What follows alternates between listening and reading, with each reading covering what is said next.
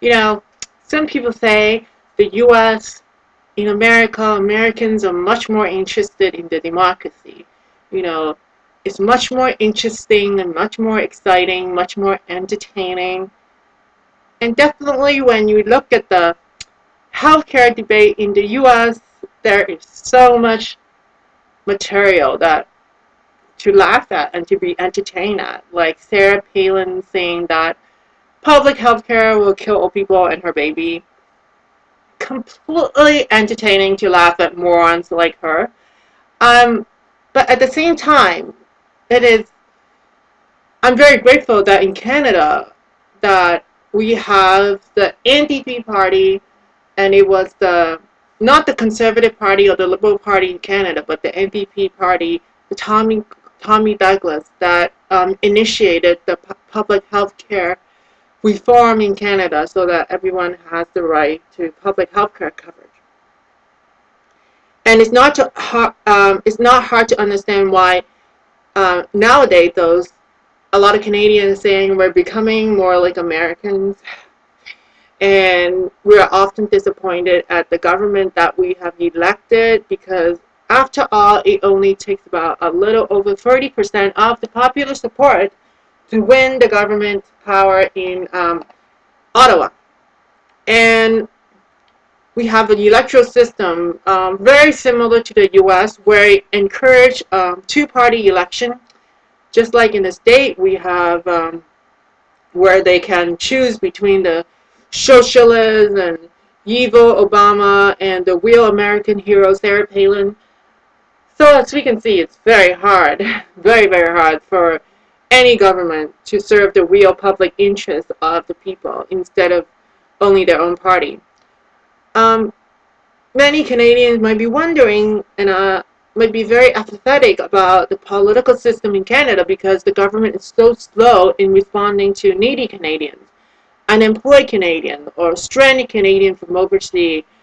Um, why is it so hard for the government to do the right thing for us? And especially when it comes to so many people who are unemployed and can't get the employment insurance that they have paid into regularly during their working career. The truth is, when there are only two main parties controlled by the federal government for over 100 years, the Liberal Party and the Conservative Party, there is a huge sense of, I guess, entitlement from both the party, because, you know, you have 50% of winning the government in every given election if you belong to the Liberal or the Conservative Party. So naturally, if you're a politician, you'll take the least possible risk to ensure your victory. That means often doing what is politically advantageous than doing what is right and doing what is good for Canadians. And the United States, I'm sorry to offend any Americans, would be a bad, bad example of what Canada should not become. United States has, for example, the most unequal income distribution out of all wealthy countries, with the exception of Singapore. And as you can see, the whole community in the health of the community, the health of the democracy suffers when there is so much income inequality. With the two-party Democrat and the Republicans, um, the public education system in the U.S. is severely underfunded, and the public healthcare system is non-existent. So with a society full of uneducated and sick people, it's very hard to have a healthy democracy. It's very hard to have a rational discussion on any important topic, because many people, uneducated people, many people are easily manipulated by moron and racist and douchebag like Sarah Palin and Rush Limbaugh, or whatever the hell they are. And so recently there was an article from a newspaper, a political consultant, okay, a liberal candidate, Deborah Corn. She said that the debate in Canada are often dumbed down as well, because everything is turned into accounting problem, too easily ignored in her quote, taxes too high, debit and deficit too big, transfer to provinces too low or perhaps too high, equalization too little or maybe too much. And the trend of the current Prime Minister Harper, of handing out a variety of tax cuts and the declining federal revenue, which means that basically the disappearing of Canadian identity in Canada because there will be no money to set national standard for any kind of social, educational, or environmental program or have national investment or strategy. And democracy is barely won when it is controlled by the same two corporate-driven party, election after election. And we need serious electoral reform in Canada without mainstream bias or attack, um, like the one that is happening in the United Kingdom. Um, so without politicians encouraging these kind of political apathy, you know, and newly arrived immigrants and new Canadians not sure what the difference between Canada and America is because due to the mainstream media and due to the lack of support for Canadian culture, Canada would be disappearing very quickly. And I think that is where we're going.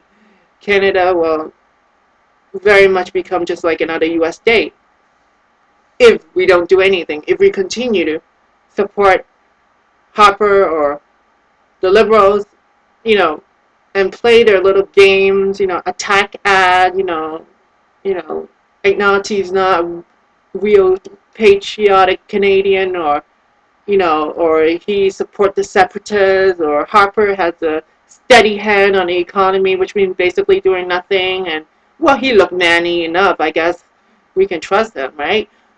Basically, there's no creativity, there's no strategy, there's nothing inspiring Canadians to believe in a political system. And it's the only one we have. And if we don't care about it, it'll be gone. Tommy Douglas told a famous story called Mouseland to illustrate Canadian politics. And a lot of Canadians might not have heard of it, but the Mouseland is the story where all the little mice live and play and were born and die, and they live much like you and I do. And they had a parliament, they had an election every 4 years, and just like you and me, every time on election day, the little mice will go to the ballot box and they will vote for and elect a government. And a government is made up of big fat cat and black cat. So if you think it's strange that the mice should elect a government of cat, look at the history of Canada for the past history. Um, the mouse only elected either the white cat or the black one. They even try half black and half white, and they call that a coalition. They even get one government made up of cat with spot on them. They were a cat that tried to make a noise like a mouse but ate like a cat. But in the end, Tommy Douglas told us that the trouble wasn't with the color of the cat. The trouble was that the mice were voting for the cat.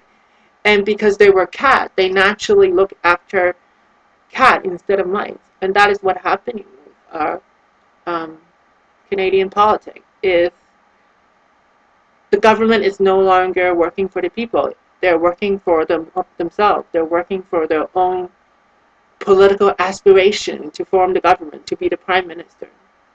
I mean, do you really believe Michael Ignatius really care about Canadians, or he just wanted to become the prime minister?